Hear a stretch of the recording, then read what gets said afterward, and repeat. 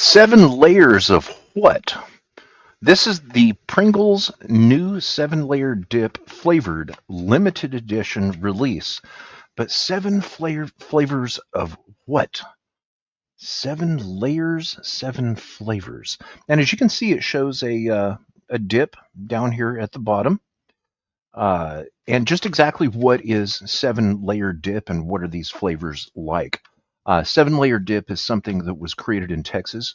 I know that our family had been making it since the 1970s. And when it became more mainstream was probably after February 3rd of 1981 when the magazine Family Circle published a recipe for it. That's pretty much when seven-layer dip took off. And right here is a picture of what our family's seven-layer dip would have looked like. You know, it's something that we would make for special events, for after church get togethers, potlucks, when everyone was making their own homemade food and bringing it and sharing it, football games, the Super Bowl in particular. Uh, and here's a couple of more modern food porn photos of seven-layer dip. It's actually quite easy to make at home. Now, what are the ingredients? The ingredients of this one that you're looking at consist of refried beans, guacamole, sour cream, salsa, shredded cheese, and fresh toppings like diced tomatoes, sliced black olives, and chopped green onions. Now, if seven-layer sounds familiar, that's because Taco Bell had a seven-layer burrito from 1993 until 2020. In fact, that was my go-to when I went through a Taco Bell drive-through. And you know what? In all of that time, without looking at the menu and just pulling in the drive-through and saying, "Yeah, let me get a seven-layer burrito," I never knew it was vegetarian. Can you believe that? And I'm not a vegetarian. And I do recall that the seven-layer burrito somehow always left me feeling unsatisfied. So some of the time I would order two. No, it doesn't have any meat in it. Well, Taco Bell just brought that back September 9th of this year, uh, just a couple of weeks ago. It's available now again for a limited time as part of the Y2K menu. Now, if you take a look at the ingredients here, this is a real one. Somebody got really lucky because my burrito never looks like that. Uh, that looks just absolutely wonderful. Now, if you look at the previous ingredients here, it says as number 4, it would be salsa.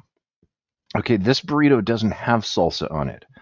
Instead, it has lettuce. But if you want to try a seven-layer burrito, as available from 1993 to 2020, they're available right now as part of the Y2K throwback menu. And their ingredients say 7 layers in harmony. Refried beans and seasoned rice with reduced fat sour cream, guacamole, lettuce, diced tomatoes, and a 3-cheese blend. Now, I have 2 issues with that. Number 1, I want full fat ice cream. I want full fat sour cream. Okay? Taco Bell doesn't offer full fat sour cream. Why? Shouldn't we at least be given a choice? Taco Bell only has low-fat sour cream, and I think that sucks. I do not eat low-fat anything, especially cheese, because it's pretty disgusting, actually. And it also doesn't have olives. Now, there was a menu item in the past from Taco Bell, the enchilada, which did have olives on the top. When they brought the enchilada back, they didn't bring back the olives. So I think it's unfortunate that Taco Bell does not use olives anymore, because then it's not a real 7-layer dip.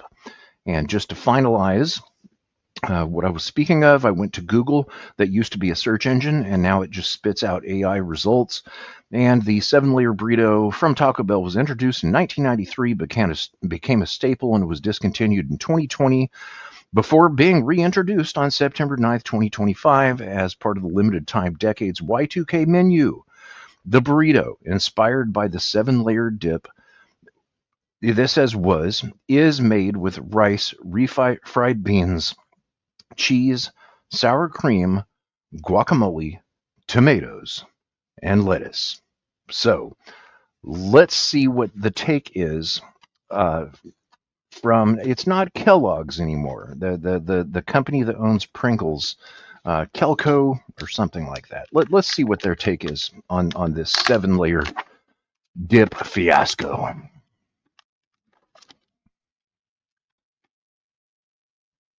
I'm getting the aroma of dehydrated potatoes. Maybe a little bit of cardboard and a little bit of a chili spice. So we've all seen a Pringle. Limited edition 7-layer dip Pringles. Right here. Let's see what they taste like.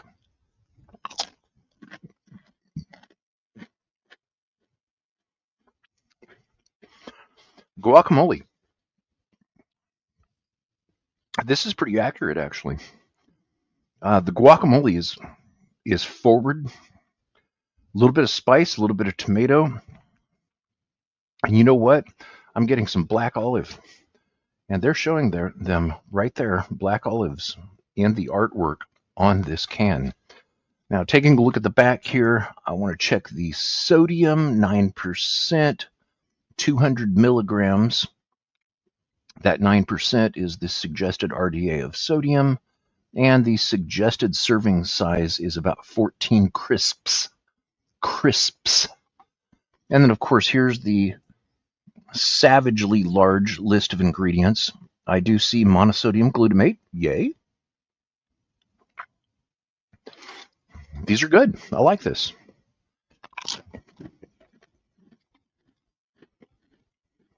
Yeah, rocking. Those are nice. If Pringles kept these around, I would consider picking them up again. I like that. But you know, if anything, that makes me want to make my own 7-layer dip at home using full fat sour cream, a nice chipotle smoked salsa, no lettuce at all, but definitely with black olives. Or alternately, I could stop by Taco Bell, pick up a 7-layer burrito, tell them leave the lettuce off, add steak to it, and unfortunately have to bring it home, open it up, and put black olives in it myself. Which, of course, if I had it opened at that time, I would also put some full-fat sour cream in it. So there is my comparison of Pringles 7-layer dip in relation to the new limited edition Taco Bell 7-layer burrito Y2K brief return, and a little bit of history on 7-layer dip itself coming from Texas. 7-layer dip is Texan. And these right here, I would give an 8 of 10. And I can't really think of anything critical about them. I like these. So if you like 7-layer dip, seek out the Pringles limited edition, possibly available at a store near you. So until next time, happy food tasting, and peace out from San Francisco.